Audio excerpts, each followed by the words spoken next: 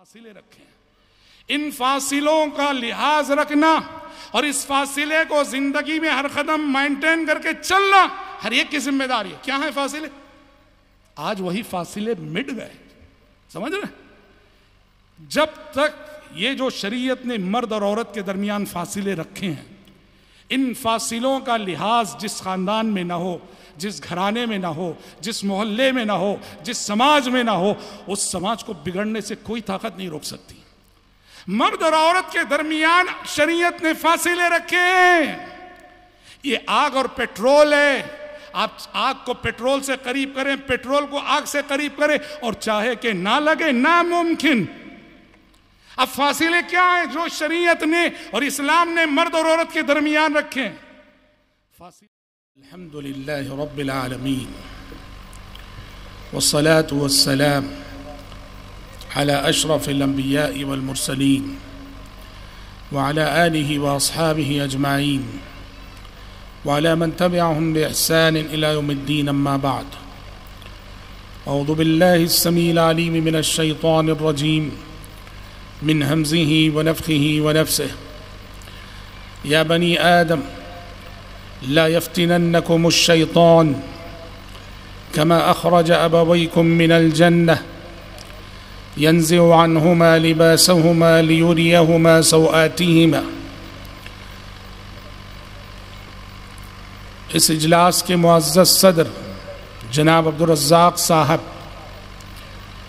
ضلعی جمعیت اہل حدیث گلبرگہ و یادگیر کے امیر جناب بابا نذر محمد خان صاحب، ضلعی جمعیت اہل حدیث بیجاپور کے امیر جناب مختار عرب صاحب، مجلس میں موجود، اسٹیج پر موجود تمام ہی معزز علماء، ذمہ داران جماعت اور جمعیت، شرکائے اجلاس اور پردہ نشین خواتین اسلام، سب سے پہلے میں تالی کوٹ کی آج کی اس حاضری پر اللہ تبارک و تعالیٰ کا شکر ادا کرتا ہوں، اور پھر یہ بارونق اور نورانی محفل کو دیکھنے کے بعد اور اس سے پہلے تھوڑی دیر جو نوجوانوں سے ملاقاتیں رہی، ان ملاقاتوں کے بعد مجھے اس بات کا شدید احساس ہوا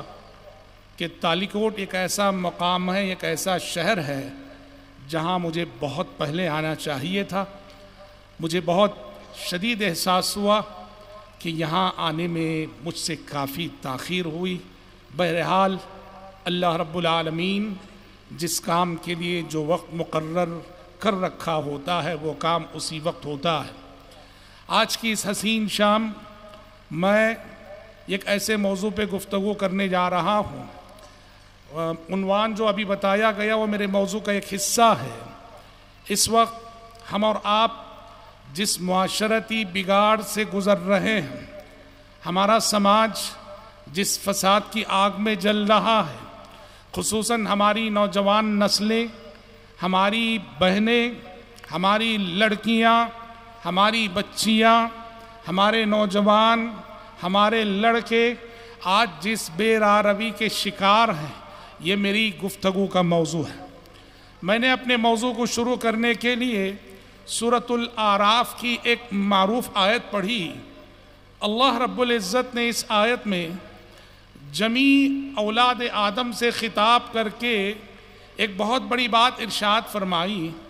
اللہ نے کہا یا بنی آدم، اے اولاد آدم، اے انسانوں، اے لوگوں سنو، لا یفتننکم الشیطان کما اخرج ابویکم من الجنہ ینزع عنہما لباسہما لیریہما سوآتہما۔ اے اولاد آدم ہوشیار کہ شیطان تمہیں فتنے میں نہ ڈال دے، بہکا نہ دے، گمراہ نہ کر دے، جیسے کہ اس نے جنت میں تمہارے والدین آدم و حوا کو ایک دوسرے کے سامنے بے لباس کیا، برہنہ کیا۔ ینزع عنہما لباسہما۔ سورۃ الاعراف میں اللہ تبارک و تعالیٰ نے اس آیت سے قبل جو مضمون گزرا ہے اس میں بتایا ہے کہ اللہ نے آدم و حوا کو جنت الفردوس میں بسایا اور درخت کا پھل کھانے سے منع کیا، اور جب شیطان کے ورغلانے، بہلانے، پھسلانے اور وسوسے کے ذریعے سے جب اس نے انہیں پھل کھانے پہ آمادہ کر لیا اور آدم و حوا وہ پھل کھا لیے، تو قرآن کہتا ہے پھل کھانے کا نتیجہ یہ ہوا کہ آدم اور حوا کا لباس ان سے چھن گیا اور دونوں ایک دوسرے کے سامنے برہنہ ہو گئے، اور مارے شرم و حیا کے وہ جنت کے درختوں کے پتوں سے اپنی شرمگاہوں کو ڈھانپنے لگے۔ قرآن نے کہا فَلَمَّا ذَاقَ الشَّجَرَةَ بَدَتْ لَهُمَا سَوْآتُهُمَا، جب آدم و حوا نے درخت کا وہ پھل کھا لیا تو دونوں کی شرمگاہیں کھل گئیں، بَدَتْ لَهُمَا سَوْآتُهُمَا وَطَفِقَا يَخْصِفَانِ عَلَيْهِمَا مِنْ وَرَقِ الْجَنَّةِ، اور وہ دونوں جنت الفردوس کے درختوں کے پتوں سے خود کو چھپانے لگے۔ اللہ رب العزت اس واقعے کو ذکر کر کے پوری اولاد آدم جو اس زمین پہ جی رہی ہے ان سے ایک بات ارشاد فرما رہا ہے کہ اے اولاد آدم ہوشیار، کہ شیطان نے جس طرح جنت میں تمہارے والدین کو ایک دوسرے کے سامنے بے لباس کیا، وہ اس زمین پر بھی تمہیں اسی طرح بے لباس کرنا چاہتا ہے۔ ہوشیار، تم اس فتنے میں نہ پڑنا۔ کیا مطلب ہے بھائیوں بہنوں؟ یہ آیت اس زمین پر شیطانی مشن کو بیان کرتی ہے۔ شیطان کیا ایجنڈا لے کر آیا ہے، شیطانی مشن کیا ہے؟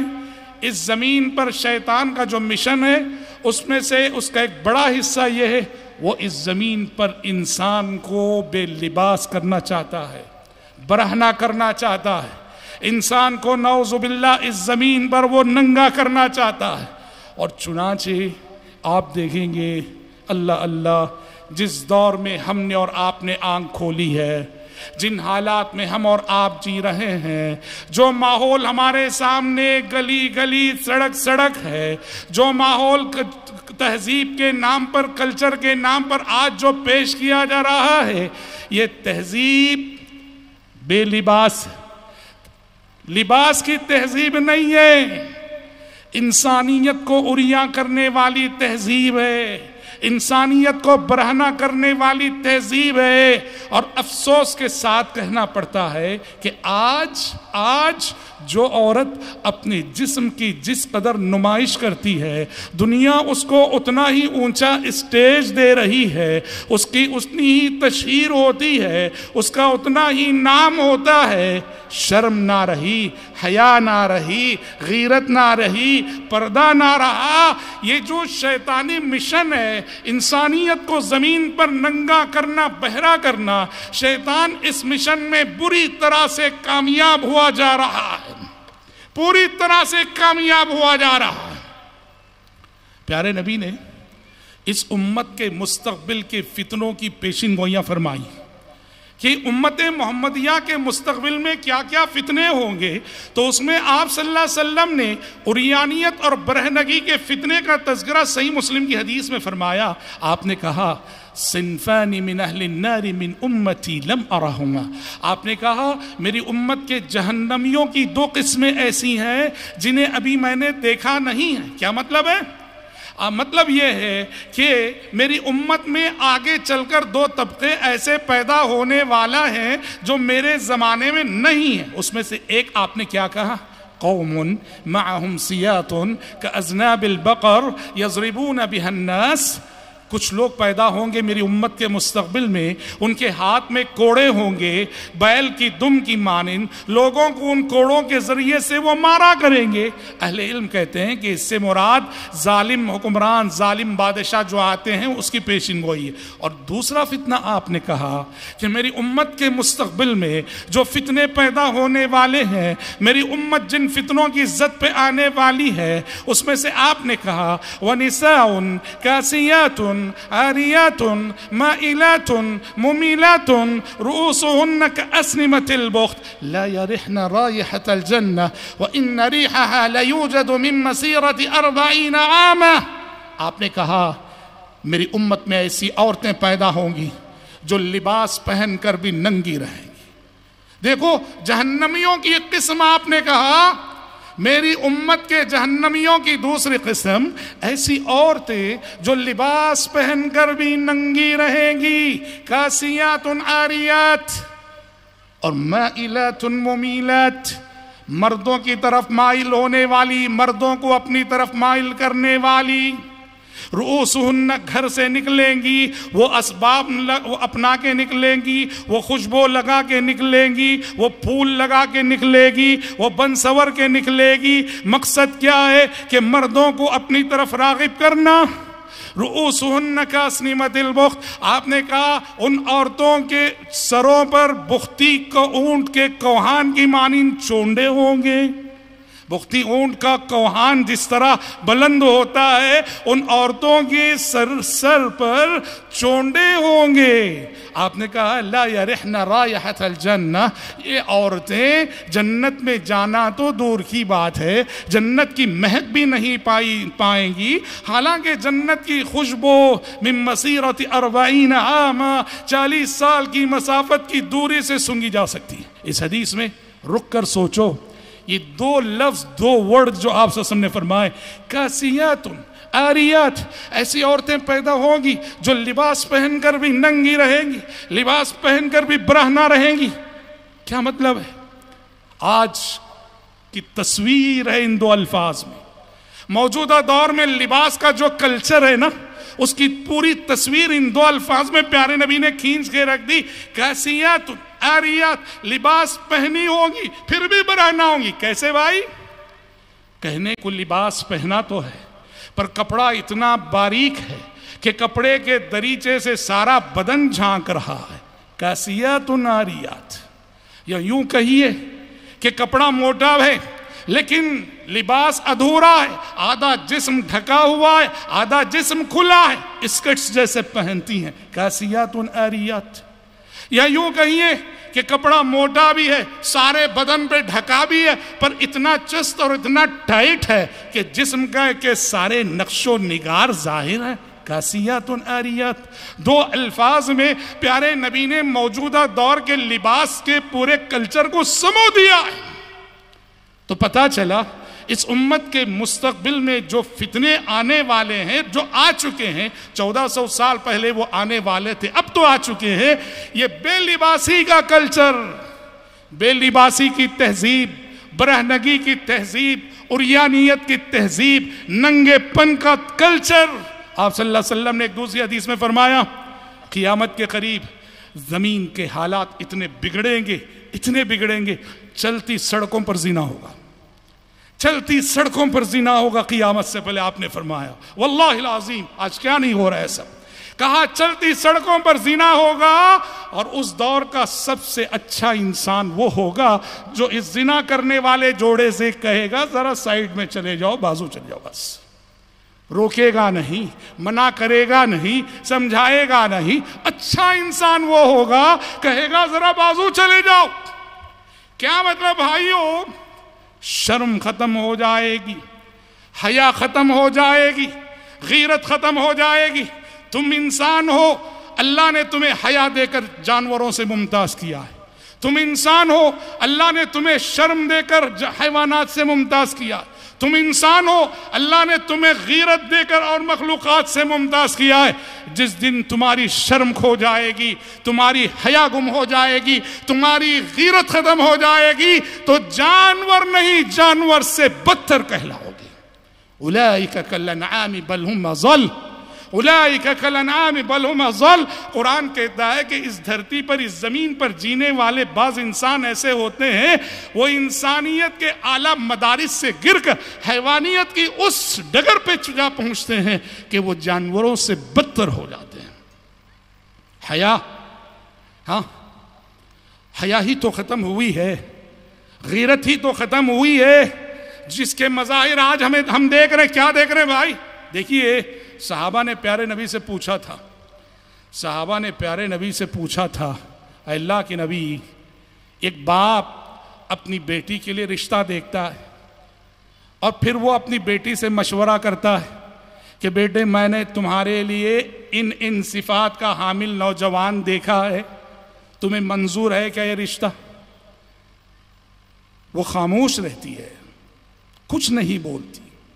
صحابہ نے پیارے نبی سے پوچھا اے اللہ کے نبی جب ہم اپنی بیٹیوں سے پوچھتے ہیں رشتہ دیکھنے کے بعد ہم نے ایسے ایسے صفات کا لڑکا تمہارے لیے دیکھا ہے منظور ہے کیا؟ لڑکی خاموش رہتی ہے, ہم کیا سمجھیں اللہ کے نبی؟ آپ صلی اللہ علیہ وسلم نے کہا کہ اذنها صماتها, اس کی خاموشی اس کی اجازت ہے. مطلب یہ ہے اس کی حیا اسے روک رہی ہے ہاں کہنے سے, اس کی شرم اسے منع کر رہی ہے ہاں کہنے سے. ایک دور یہ تھا شرم و حیا کا یہ معیار تھا, رشتہ باپ دیکھے اور پوچھے تو بھی ہاں کہتے ہوئے شرم آتی تھی, وہ ہاں کہنے سے بھی گریز کرتی تھی. اور ایک دور وہ ہے جو آج ہم دیکھ رہے. کیا دیکھ رہے بھائی؟ آج باپ کو رشتہ دیکھنے کی ضرورت نہیں, بھائی کو رشتہ دیکھنے کی ضرورت نہیں, کسی ولی اور سرپرست کو رشتہ دیکھنے کی ضرورت نہیں. ہماری بچیاں اپنے طور پہ اپنے ہم سفر کا انتخاب کر رہی ہیں. اور نہ صرف انتخاب کرتی ہیں, ہاں وہ کوالٹی کا لڑکا نہیں ہوتا, اچھا لڑکا نہیں ہوتا, اچھے خاندان کا بیک گراؤنڈ نہیں ہوتا اس کا, بس چہرے دیکھ کر شکلیں دیکھ کر شکلوں پہ مرتے ہیں, سیرتوں کو نظر انداز کرتے ہیں, صورتوں پہ مرتے ہیں. اب ایسا کوئی لڑکا اس نے پسند کر لیا, ماں باپ کو منظور نہیں ہے, خاندان کو منظور نہیں ہے, رشتہ داری کو منظور نہیں ہے, تو آپ نے دیکھا ہوگا سینکڑوں واقعات ہمارے سماج میں ہو رہی ہیں. ہماری بچیاں اڑ جاتی ہیں اور ضد کرتی ہیں اور صاف کہتی ہیں کہ کروں گی تو اسی سے کروں گی, نہیں تو شادی نہیں کروں گی. اور ایسی ہٹ دھرمی دکھاتی ہے, اپنی ضد کے آگے پورے خاندان کو جھکاتی ہے. حیا کا وہ معیار کہاں جہاں باپ دیکھ کر پوچھے تو ہاں کہتے ہوئے شرم آئے, اور حیا کیا یہ درجہ جس میں کہ نعوذ باللہ آج کی نوجوان نسلیں مبتلا ہیں. شرم و حیا کھو گئی, غیرت کھو گئی. بھائیو موجودہ دور میں بڑے امراض ہیں, بڑی بیماریاں ہیں. جسمانی بیماریوں کی بات نہیں کر رہا ہوں میں بات کر رہا ہوں اخلاقی امراض کی, اخلاقی بیماریوں کی بات کر رہا ہوں. تو ایک بیماری ایسی ہے جس میں ہماری نوجوان نسل, کوئی شاید 1% 2%, اگر پورے احتیاط سے کہیں تو 5% لوگوں کو شاید ہم مستثنیٰ کر سکے, ورنہ تو ہماری نوجوان نسل بری طرح سے اس بیماری میں مبتلا ہے جسے مرض عشق کہا جاتا ہے. عشق کی بیماری, عشق کا روگ, عشق کا مرض. صحت مند جسم ہے مگر مریض عشق ہے, مریض عشق ہے. روگ عشق کا روگ انہیں لاحق ہے. ان کے خیالات پاکیزہ نہیں, ان کی سوچ پاکیزہ نہیں, ان کی خلوتیں پاکیزہ نہیں, ان کی گفتگو پاکیزہ نہیں. والعیاذ باللہ مریض عشق پہ رحمت خدا کی, مرض بڑھتا گیا جون جون دوا کی. ہمارا نیو جنریشن جو اسکولوں کو جاتا ہے, کالجوں کو جاتا ہے, یونیورسٹیوں کو جاتا ہے, وہ کالج میں سلیبس پڑھے کہ نہ پڑھے, عشق و محبت کا سلیبس پڑھ کے ضرور آتا ہے. ہم ہوئے کہ تم ہوئے کہ میر ہوئے, ہم ہوئے تم ہوئے کہ میر ہوئے, اس کی زلفوں کے سب اسیر ہوئے.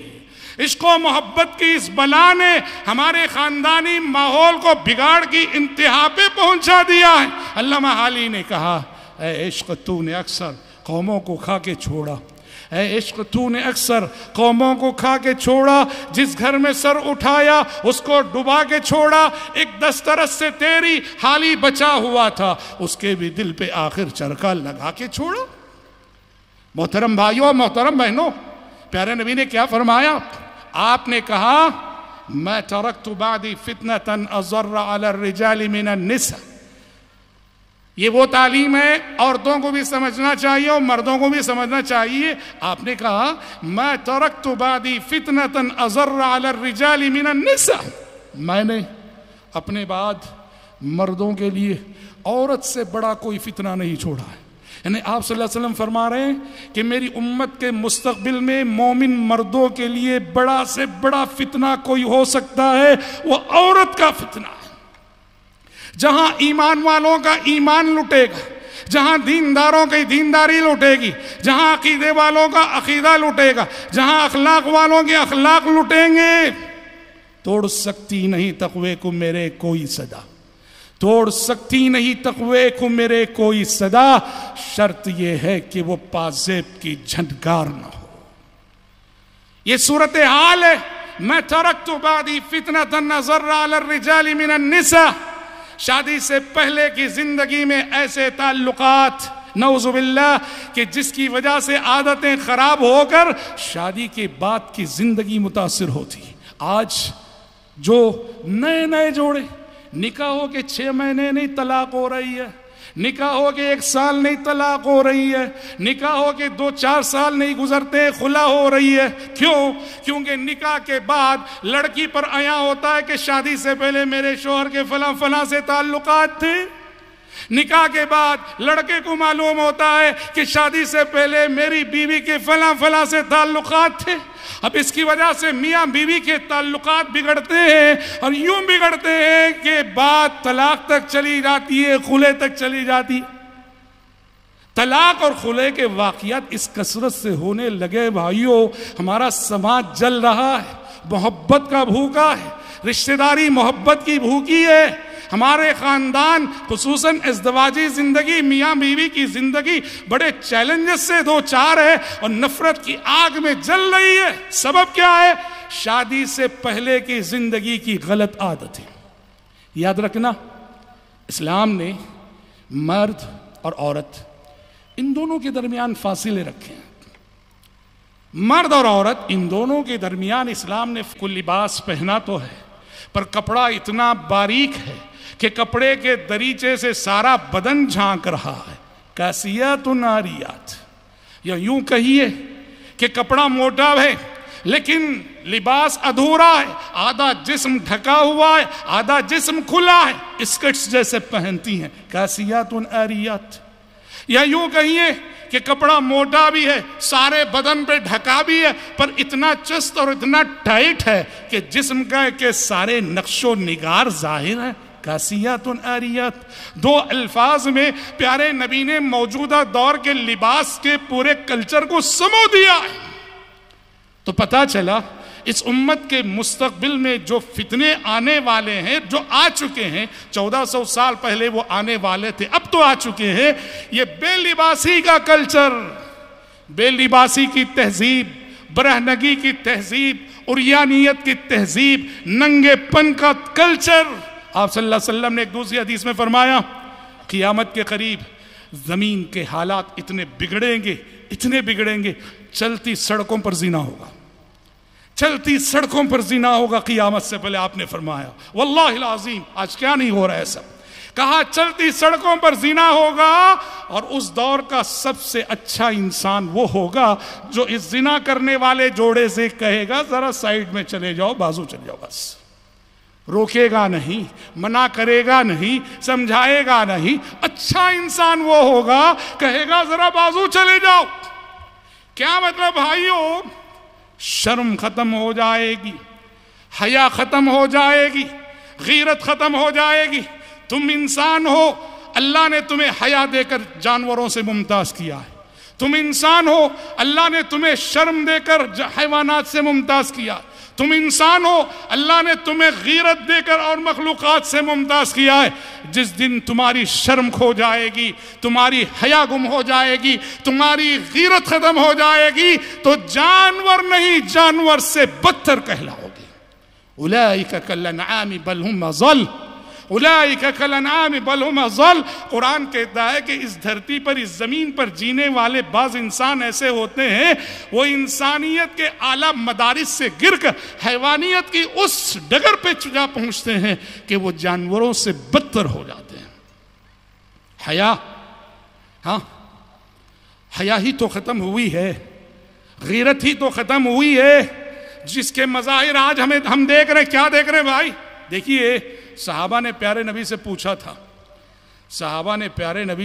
تھا، اے اللہ کے نبی، ایک باپ اپنی بیٹی کے لیے رشتہ دیکھتا ہے اور پھر وہ اپنی بیٹی سے مشورہ کرتا ہے کہ بیٹے میں نے تمہارے لیے ان صفات کا حامل نوجوان دیکھا ہے، تمہیں منظور ہے کیا یہ رشتہ؟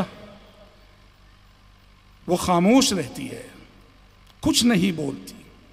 صحابہ نے پیارے نبی سے پوچھا، اے اللہ کے نبی، جب ہم اپنی بیٹیوں سے پوچھتے ہیں رشتہ دیکھنے کے بعد، ہم نے ایسے ایسے صفات کا لڑکا تمہارے لیے دیکھا ہے، منظور ہے کیا؟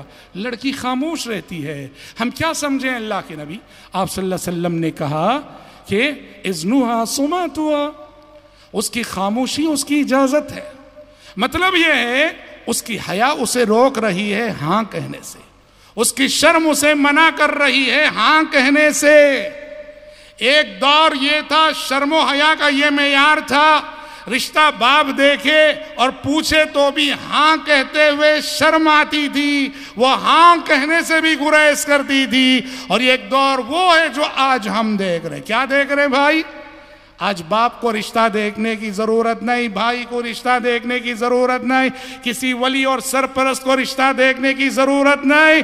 ہماری بچیاں اپنے طور پہ اپنے ہم سفر کا انتخاب کر رہی ہیں، اور نہ صرف انتخاب کرتی ہیں، ہاں وہ کوالٹی کا لڑکا نہیں ہوتا، اچھا لڑکا نہیں ہوتا، اچھے خاندان کا بیک گراؤنڈ نہیں ہوتا اس کا، بس چہرے دیکھ کر، شکلیں دیکھ کر شکلوں پہ مرتے ہیں، سیرتوں کو نظر انداز کرتے ہیں، صورتوں پہ مرتے ہیں۔ اب ایسا کوئی لڑکا اس نے پسند کر لیا، ماں باپ کو منظور نہیں ہے، خاندان کو منظور نہیں ہے، رشتہ داری کو منظور نہیں ہے، تو آپ نے دیکھا ہوگا سینکڑوں واقعات ہمارے سماج میں ہو رہی ہیں، ہماری بچیاں اڑ جاتی ہیں اور ضد کرتی ہیں اور صاف کہتی ہیں کہ کروں گی تو اسی سے کروں گی، نہیں تو شادی نہیں کروں گی، اور ایسی ہٹ دھرمی دکھاتی ہے، اپنی ضد کے آگے پورے خاندان کو جھکاتی ہے۔ حیا کا وہ معیار کہاں جہاں باپ دیکھ کر پوچھے تو ہاں کہتے ہوئے شرم آئے، اور حیا کا یہ درجہ جس میں کہ نعوذ باللہ آج کی نوجوان نسلیں مبتلا ہیں، شرم و حیا کھو گئی، غیرت کھو گئی۔ بھائیو، موجودہ دور میں بڑے امراض ہیں، بڑی بیماریاں ہیں، جسمانی بیماریوں کی بات نہیں کر رہا ہوں میں بات کر رہا ہوں اخلاقی امراض کی، اخلاقی بیماریوں کی بات کر رہا ہوں۔ تو ایک بیماری ایسی ہے جس میں ہماری نوجوان نسل، کوئی شاید 1% 2%، اگر پورے احتیاط سے کہیں تو 5% لوگوں کو شاید ہم مستثنیٰ کر سکے، ورنہ تو ہماری نوجوان نسل بری طرح سے اس بیماری میں مبتلا ہے جسے مرض عشق کہا جاتا ہے۔ عشق کی بیماری، عشق کا روگ، عشق کا مرض، صحت مند جسم ہے مگر مریض عشق ہے، مریض عشق ہے، روگ عشق کا روگ انہیں لاحق ہے، ان کے خیالات پاکیزہ نہیں، ان کی سوچ پاکیزہ نہیں، ان کی خلوتیں پاکیزہ نہیں، ان کی گفتگو پاکیزہ نہیں، والعیاذ باللہ۔ مریض عشق پہ رحمت خدا کی، مرض بڑھتا گیا جون جون دوا کی۔ ہمارا نیو جنریشن جو اسکولوں کو جاتا ہے، کالجوں کو جاتا ہے، یونیورسٹیوں کو جاتا ہے، وہ کالج میں سلیبس پڑھے کہ نہ پڑھے، عشق و محبت کا سلیبس پڑھ کے ضرور آتا ہے۔ ہم ہوئے کہ تم ہوئے کہ میر ہوئے، ہم ہوئے تم ہوئے کہ میر ہوئے، اس کی زلفوں کے سب اسیر ہوئے۔ عشق و محبت کی اس بلا نے ہمارے خاندانی ماحول کو بگاڑ کی انتہا پہ پہنچا دیا ہے۔ علامہ حالی نے کہا، اے عشق تو نے اکثر قوموں کو کھا کے چھوڑا، اے عشق تو نے اکثر قوموں کو کھا کے چھوڑا، جس گھر میں سر اٹھایا اس کو ڈبا کے چھوڑا، ایک دسترس سے تیری حالی بچا ہوا تھا، اس کے بھی دل پہ آخر چرخہ لگا کے چھوڑا۔ محترم بھائیوں، محترم بہنوں، پیارے نبی نے کیا فرمایا؟ آپ نے کہا، میں ترکت بعدی فتنة اضر علی الرجال من النساء، یہ وہ تعلیم ہے، عورتوں کو بھی سمجھنا چاہیے اور مردوں کو بھی سمجھنا چاہیے۔ آپ نے کہا میں ترکت بعدی فتنة اضر علی الرجال من النساء، میں نے اپنے بعد مردوں کے لیے عورت سے بڑا کوئی فتنہ نہیں چھوڑا ہے۔ یعنی آپ صلی اللہ علیہ وسلم فرما رہے ہیں کہ میری امت کے مستقبل میں مومن مردوں کے لیے بڑا سے بڑا فتنہ کوئی ہو سکتا ہے، وہ عورت کا فتنہ ہے۔ جہاں ایمان والوں کا ایمان لٹے گا، جہاں دینداروں کی دینداری لٹے گی، جہاں عقیدے والوں کا عقیدہ لٹے گا، جہاں اخلاق والوں کے اخلاق لٹیں گے، توڑ سکتی نہیں تقوی کو میرے کوئی صدا، توڑ سکتی نہیں تقوی کو میرے کوئی صدا، شرط یہ ہے کہ وہ پازیب کی جھنڈگار نہ ہو۔ یہ صورتحال ہے۔ میں ترکت بعدی فتنة اضر علی الرجال من النساء، شادی سے پہلے کی زندگی میں ایسے تعلقات نعوذ باللہ کہ جس کی وجہ سے عادتیں خراب ہو کر شادی کے بعد کی زندگی متاثر ہوتی۔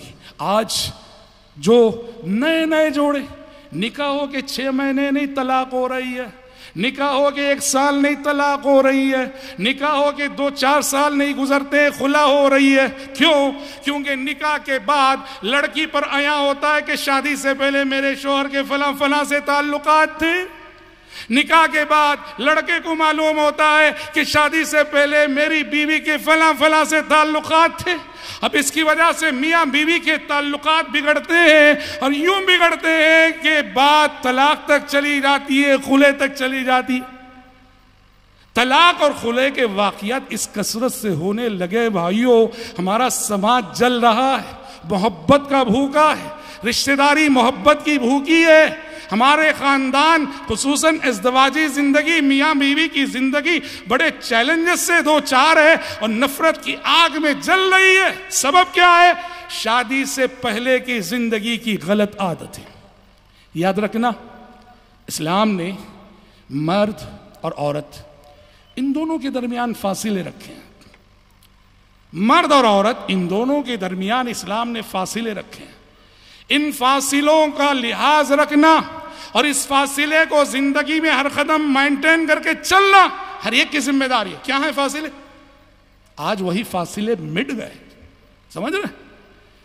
جب تک یہ جو شریعت نے مرد اور عورت کے درمیان فاصلے رکھے ہیں، ان فاصلوں کا لحاظ جس خاندان میں نہ ہو، جس گھرانے میں نہ ہو، جس محلے میں نہ ہو، جس سماج میں نہ ہو، اس سماج کو بگڑنے سے کوئی طاقت نہیں روک سکتی۔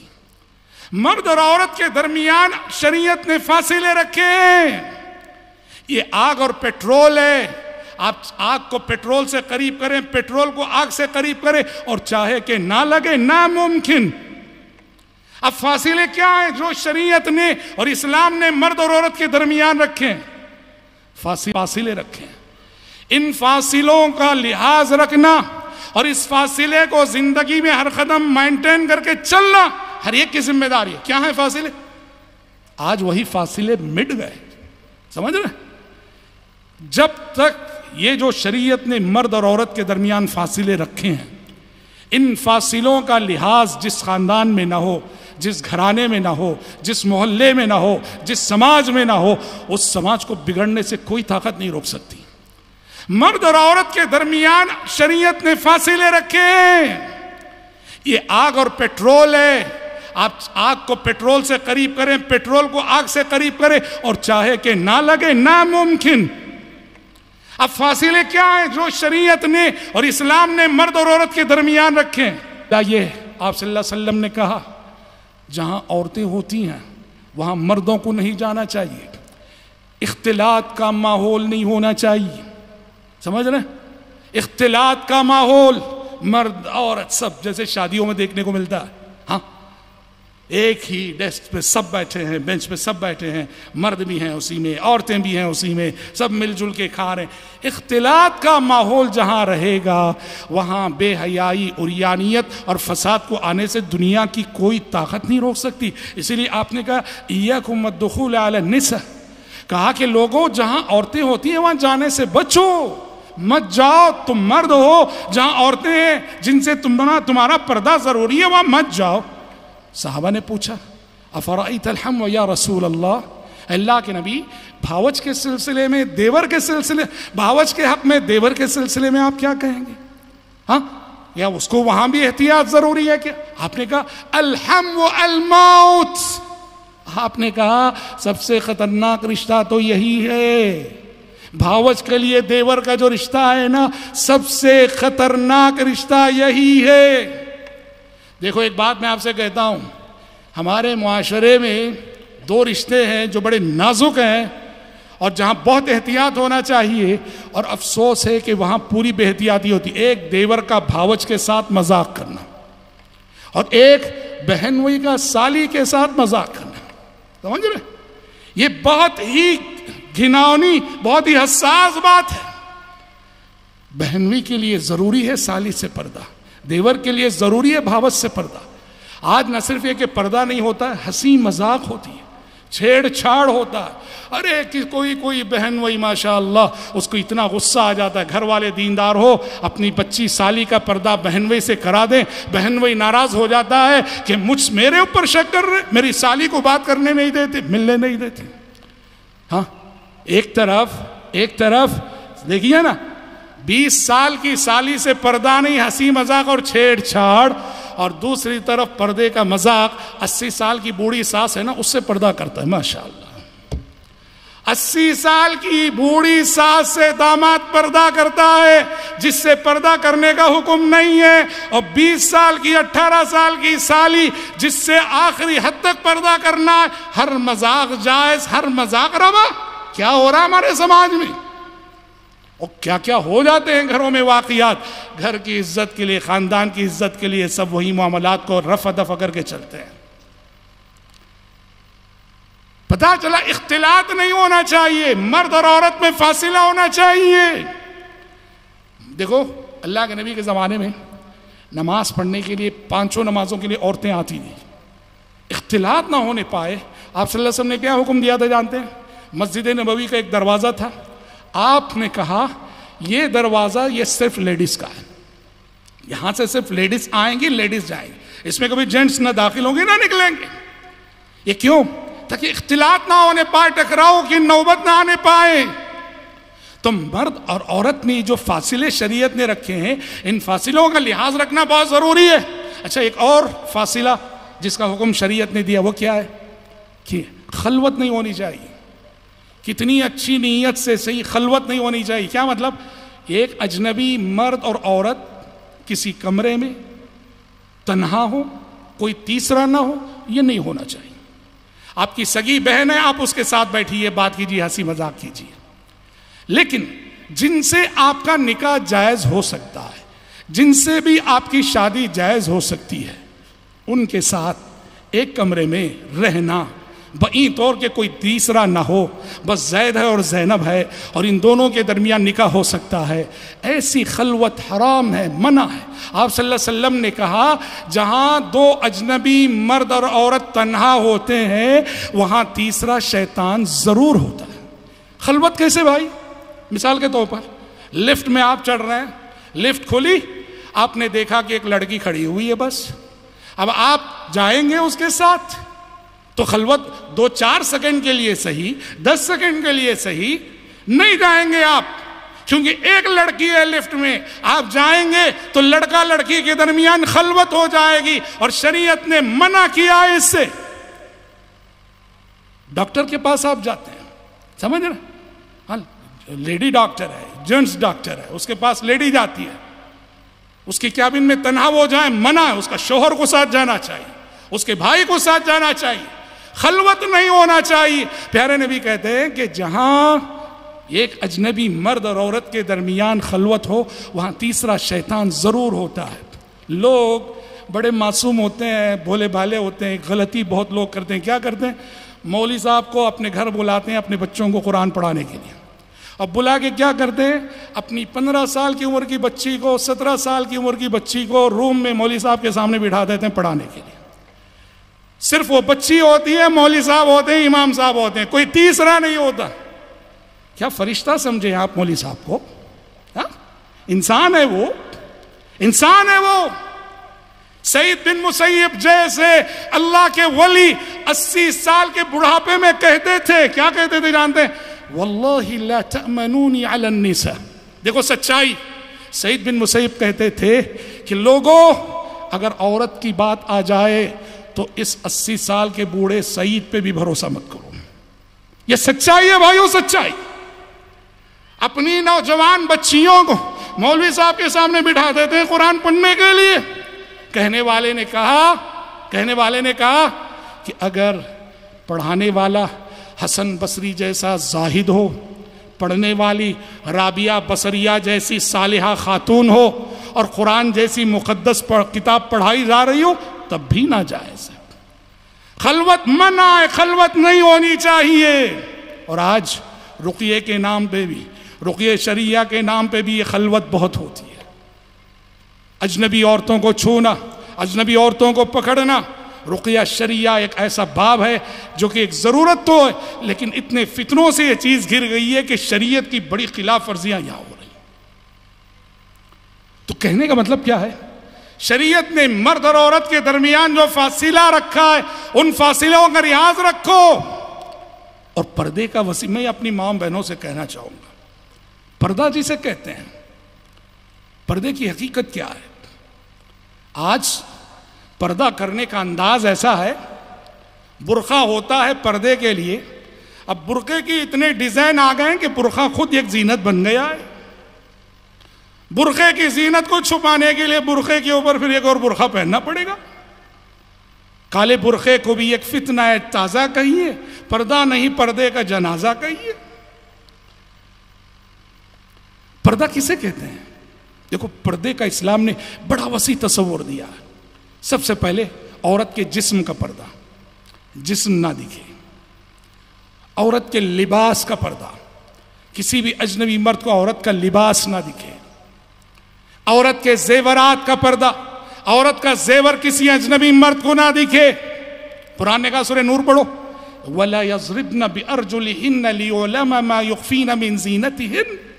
عورتیں یوں مٹک مٹک کر نہ چلیں، اپنے پیر پٹک پٹک کر نہ چلیں کہ وہ جو پازیب پہنی ہوئی ہیں، چین پہنی ہوئی ہیں، اس کی جھنکار، اس کی آواز سب کو اس کی جانب متوجہ کرتی رہے. نہیں نہیں، ایسے چلنا منع ہے، اور ایسے چپل پہننا، ایسے سینڈل پہننا منع ہے. وَلَا يَضْرِبْنَ بِأَرْجُلِهِنَّ لِيُعْلَمَ مَا يُخْفِينَ مِنْ زِينَتِهِنَّ. زیورات کا پردہ، آواز کا پردہ، آواز کا پردہ. آواز کا پردہ کیسے بھائی؟ بلا سبب کوئی عورت اجنبی مرد سے بات نہ کرے. اچھا بات کرنے کی ضرورت پیش آ گئی تو قرآن نے کیا کہا ہے؟ سورۃ الاحزاب پڑھیے، فَلَا تَخْضَعْنَ بِالْقَوْلِ فَيَطْمَعَ الَّذِي فِي قَلْبِهِ مَرَضٌ وَقُلْنَ قَوْلًا مَعْرُوفًا. امہات المومنین سے خطاب کر کے کہا گیا، مخاطب ساری عورتیں. کیا کہا گیا؟ دیکھیے کہ اگر اجنبی مرد سے کبھی بات کرنے کی نوبت آ جائے نا تو عورت کو چاہیے نرم لہجے میں بات نہ کرے، نرم لہجے میں بات نہ کرے. آپ نے اب فون آ گیا آپ کو، ہماری ماؤں بہنوں سے عرض کر رہا ہوں، کوئی اجنبی مرد آپ سے بات کر رہا ہے، آپ اپنی وہ نسوانی آواز میں، باریک سی آواز میں، فطری آواز میں نہیں نہیں نہیں، اتنے سیریس ہو کے بات کرو، لہجے میں ایسی سختی رہے کہ سامنے والے کو لگے پتہ نہیں بیچاری کیوں اتنے غصے میں. فَلَا تَخْضَعْنَ بِالْقَوْلِ. قرآن نے کہا اجنبی مردوں سے بات کرنے کی نوبت آ گئی، نرم لہجے میں نہ بولا کرو، ذرا لہجے میں سختی لاؤ. کیوں؟ نرم لہجے میں اگر بولو گی فَيَطْمَعَ الَّذِي فِي قَلْبِهِ مَرَضٌ، جو مریض عشق ہے، جس کے دل میں محبت کا روگ ہے، اس کا دل تم سے اٹک جائے گا اگر تم نے اپنی نسوانی آواز میں بات کی تو. میں اپنے سماج اور معاشرے کی صورتحال کو سامنے رکھ کر ایک بات کہنا چاہوں گا. عورت کو عام بول چال جب فطری آواز میں کرنے سے منع کیا جا رہا ہے تو بھائیوں بہنوں بتاؤ، ہاں مشاعروں میں آج کل اردو کے مشاعرے جو ہوتے ہیں نا، ہاں مشاعروں میں بے پردہ جو شاعرات آتی ہیں ان کی زبانی شاعری سننا کہاں تک جائز ہے؟ کہاں تک جائز ہے؟ اور شاعری بھی اگر رنگ تغزل و عشقیہ شاعری تو کہاں. میں تو کہتا ہوں کہ اگر بالغ عورت ہے، بالغ لڑکی ہے، اس کی آواز میں حمد بھی مردوں کو نہیں سننا چاہیے، اس کی آواز میں نعت بھی مردوں کو نہیں سننا چاہیے، اس سے کہ اس کی آواز فتنہ بنتی ہے. سمجھ رہے؟ تو آواز کا پردہ، اور اسی کے ساتھ ساتھ عورت کی خوشبو کا پردہ. عورت کی دیکھو، میں پردے کا صحیح اسلامی تصور اور وہ تعلیمات میں پیش کر رہا ہوں کہ جن کو اپنانے کے بعد ہمارا سماج مثالی سماج، ہمارا معاشرہ مثالی معاشرہ، ہمارا خاندان مثالی خاندان، ہمارے گھرانے مثالی گھرانے بنتے ہیں. اور جو تعلیمات کے پریکٹیکل لائف میں دور دور تک آج دیکھنے کو نہیں مل رہے ہیں. اچھے اچھے دیندار گھرانوں میں بھی یہ ماحول نہیں ہے. عورت کی خوشبو کا پردہ بھی ہے. کیا مطلب ہے؟ عورت خوشبو لگائے، مہکے، گھر کے اندر لگائے، شوہر کے لیے مہکے. گھر سے باہر نکلتے ہوئے جب مارکیٹ جا رہی ہے، بازار جا رہی ہے یا مسجد جا رہی ہے، خوشبو لگا کے نکلنا، پرفیوم لگا کے نکلنا، یہ اچھی علامت نہیں ہے. یہ بتاتا ہے کہ وہ فکر و خیال کا زنا کر رہی ہے. معاف کیجئے اس تعبیر. گھر سے باہر نکلتے ہوئے خوشبو لگا کے نکلنا یہ بتاتا ہے کہ وہ چاہتی ہے کہ میں گزروں تو میری مہک سارے مردوں کو میری جانب متوجہ کرے. ابو ہریرہ رضی اللہ عنہ گزر رہے تھے، ایک خاتون گزری اور اس خاتون کے گزرنے سے پوری گلی مہک رہی تھی. حضرت ابو ہریرہ نے کہا امۃ الجبار کہاں جا رہی ہو؟ امۃ الجبار نے کہا کہ میں مسجد جا رہی ہوں. امۃ الجبار حضرت ابو ہریرہ نے کہا مسجد جا رہی ہو، اس حال میں جا رہی ہو، خوشبو لگا کے جا رہی ہو، چلو واپس جاؤ، واپس جاؤ. پیارے نبی نے فرمایا ہے کہ خوشبو لگا کر عورت باہر نکلے، جب تک وہ غسل نہ کرے اس کی عبادتیں قبول نہیں ہوگی. عورت کی خوشبو کا پردہ. اسی لیے دیکھو حدیثوں میں کیا کہا گیا ہے، ان طیب الرجال ما ظہر ریحہ وخفی لونہ وطیب النساء ما ظہر لونہ وخفی ریحہ. مردوں کی خوشبو کیسی ہونی چاہیے؟ اس میں مہک زیادہ ہونا چاہیے، رنگ نہیں ہونا چاہیے. اور عورتوں کی خوشبو کیسی ہونی چاہیے؟ اس میں رنگ زیادہ ہونا چاہیے، مہک ہلکی ہونی چاہیے، جیسے زعفران ہوتا ہے. اس کو کہتے ہیں پردہ. جہاں جسم کا پردہ ہو، لباس کا پردہ ہو، زیورات کا پردہ ہو، آواز کا پردہ ہو، خوشبو کا پردہ ہو. اور اس وسیع مفہوم میں جو عورت پردہ کرتی ہے اسی کو حجاب کہا جاتا ہے. کالی چندی لٹکا لینے کو حجاب نہیں کہتے. اچھا، حجاب کی جب بات آئی ہے تو حجاب کے سلسلے میں شریعت کی تعلیمات اور کیا کیا جانتے ہیں؟ اللہ اکبر. اسلام کیسا پاکیزہ معاشرہ چاہتا ہے. اجنبی مرد ہیں، فرض کرو اجنبی مرد ہیں، اسلام قطعاً اجازت نہیں دیتا کہ اجنبی مردوں کی مجلس میں کوئی عورت ٹاپک بنے. کسی اجنبی عورت کو موضوع بحث بنانا منع ہے مردوں کی مجلس میں. وہ ایسی ہے، وہ ایسی ہے، نہیں. اجنبی مردوں کی زبان پہ کسی اجنبی عورت کا تذکرہ نہیں ہونا چاہیے اجنبی مردوں کی مجلس میں. عہد نبوت میں ایک واقعہ ہوا. کیا واقعہ ہوا؟ ایک مخنث تھا. مخنث آپ جانتے ہیں نا، جسے وہ خطرناک زبان میں ہجڑا بولتے ہیں. بہرحال مخنث تھا ایک. چونکہ وہ مخنث تھا اور پیارے نبی سمجھتے تھے کہ اس کے خیالات شاید پاک ہوں گے، اس لیے عورتوں سے وہ پردہ نہیں کرتا تھا. مدینے میں رہتا تھا اور مردوں میں بھی رہتا تھا، عورتوں میں بھی رہتا تھا. ایک دن کیا ہو گیا، آپ صلی اللہ علیہ وسلم نے سن لیا ام المومنین ام سلمہ رضی اللہ عنہا کے کمرے میں وہ مخنث موجود ہے اور ام سلمہ کے بھائی بھی وہاں موجود ہیں. اور یہ مخنث ام سلمہ رضی اللہ عنہ کے بھائی سے کہتا ہے، یا عبداللہ ان فتح اللہ علیکم الطائف فعلیک بابنت غیلان فانہا تقبل باربع وتدبر بثمان. کیا بول رہا ہے؟ کہا کہ عبداللہ سنو، کل کے روز جب طائف فتح ہونا تو وہاں ایک عورت ہے، اسے حاصل کرنے کی کوشش کرنا. وہ کون ہے؟ وہ غیلان کی بیٹی ہے نا، اسے حاصل کرنے کی کوشش کرو، اس لیے کہ وہ ایسی ہے. اس کا نقشہ کھینچا، وہ آتی ہے تو 4 شکنیں پڑتی ہیں، جاتی ہے تو 8 شکنیں، مطلب یہ بہت موٹی تازی ہے. پیارے نبی نے سن لیا، یہ بات پیارے نبی کے کانوں میں پڑ گئی.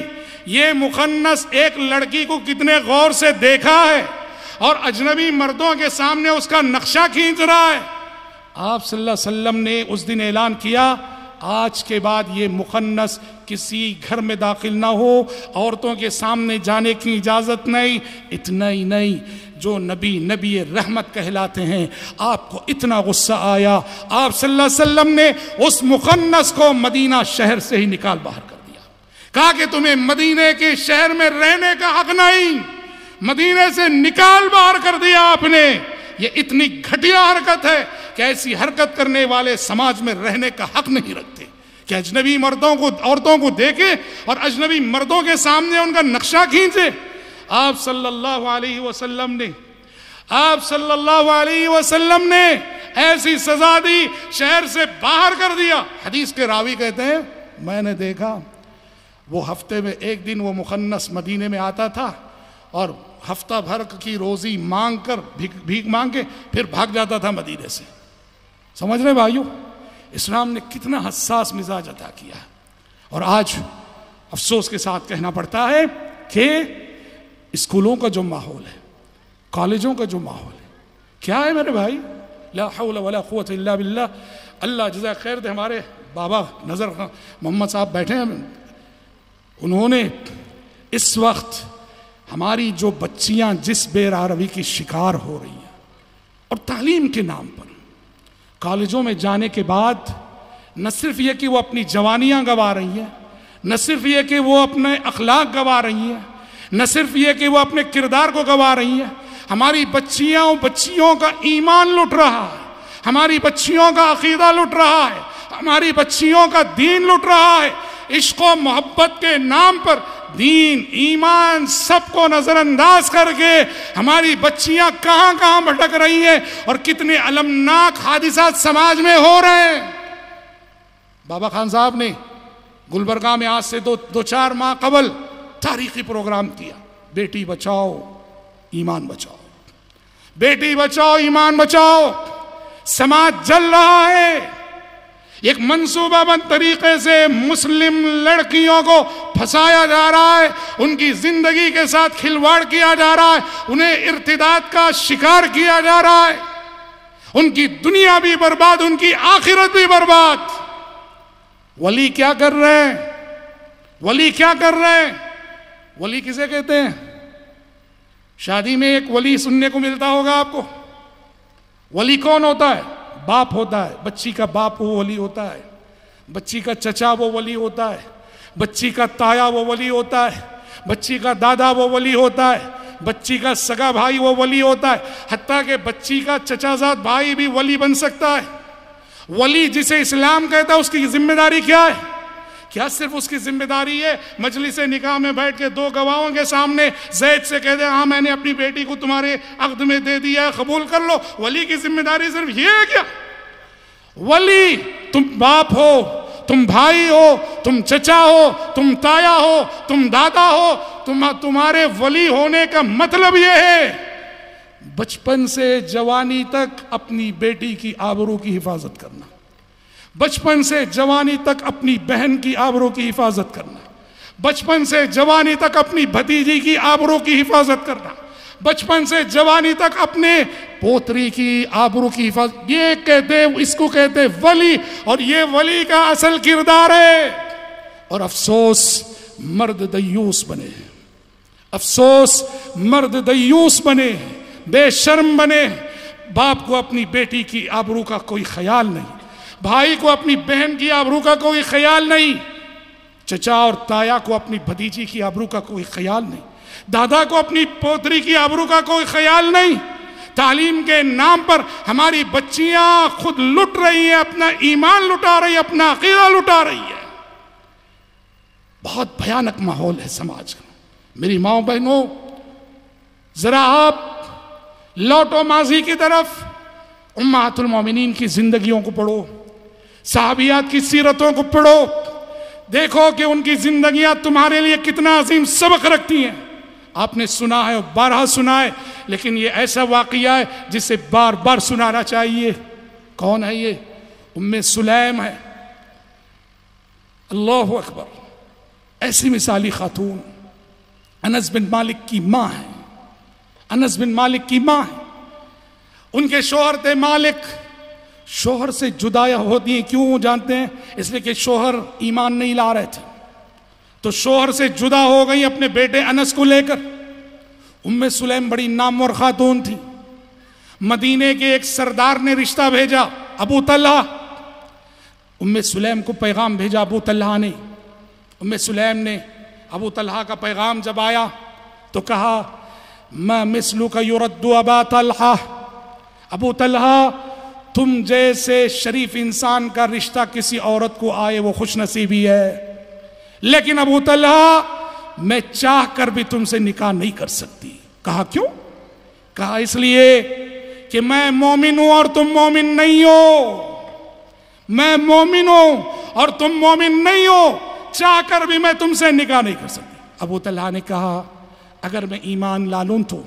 उम्मे सुलैम ने कहा, अगर ईमान लाते हो तो न सिर्फ ये कि मैं तुमसे निकाह करने के लिए तैयार हूं, तुम्हारा ईमान लाना ही मेरा महर होगा।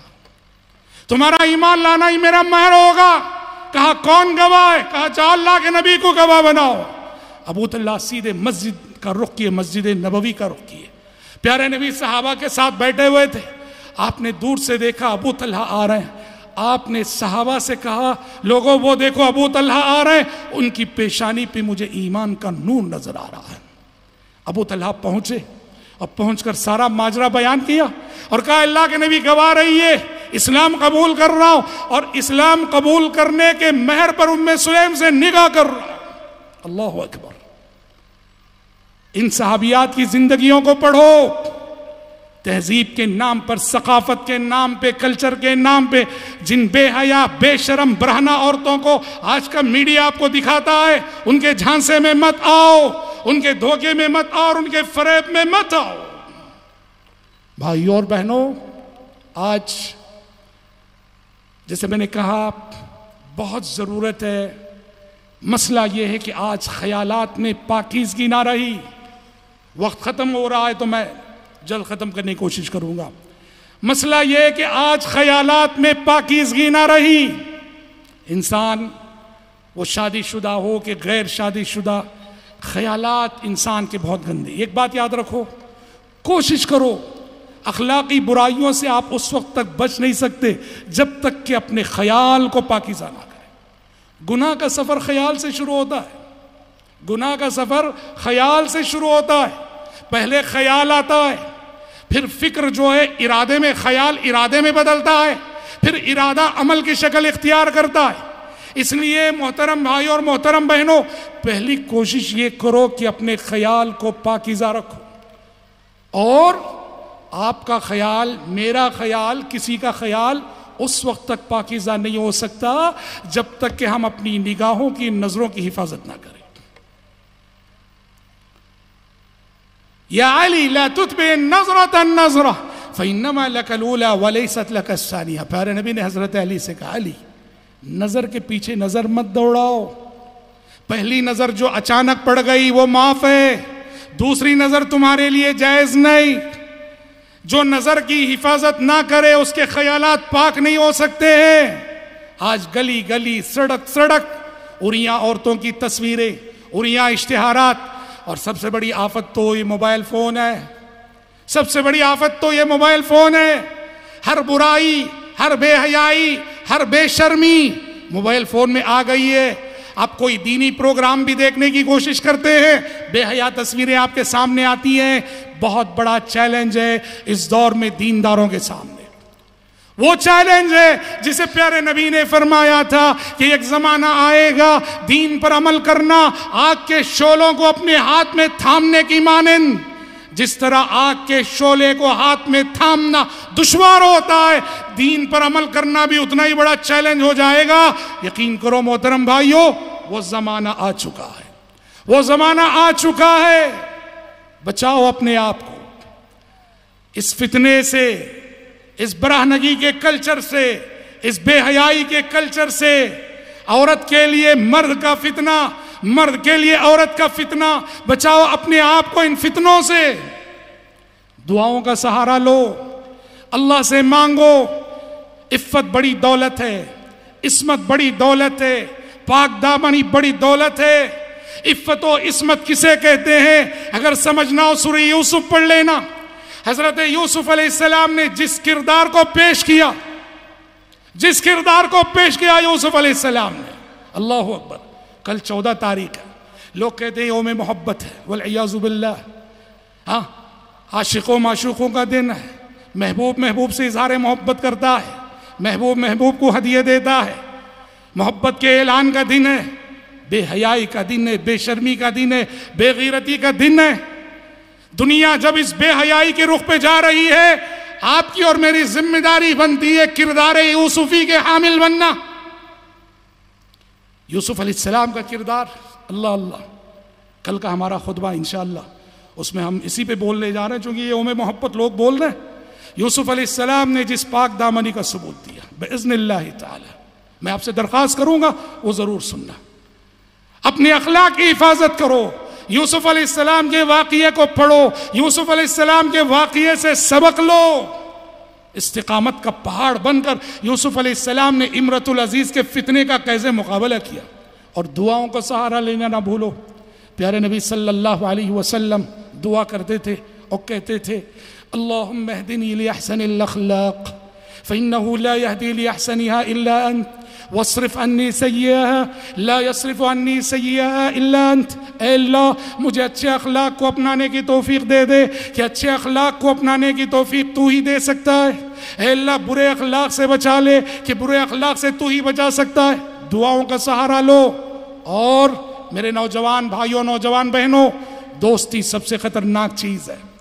اپنے فرینڈ سرکل کا جائزہ لو، جن کو آپ نے دوست بنا رکھا ہے وہ کیسے ہیں، اخلاق میں، کردار میں، اس کا جائزہ لو۔ اچھے ہیں تو ٹھیک ہے، ایسے ویسوں کو اگر آپ نے دوست بنا رکھا ہے، اپنی زندگی کا فیصلہ ہے، آخرت کا فیصلہ ہے، ابھی ایسے غلط دوستوں سے کنارہ کشی اختیار کرو۔ یہ دوستی نہیں، یہ سب سے بڑی دشمنی ہے۔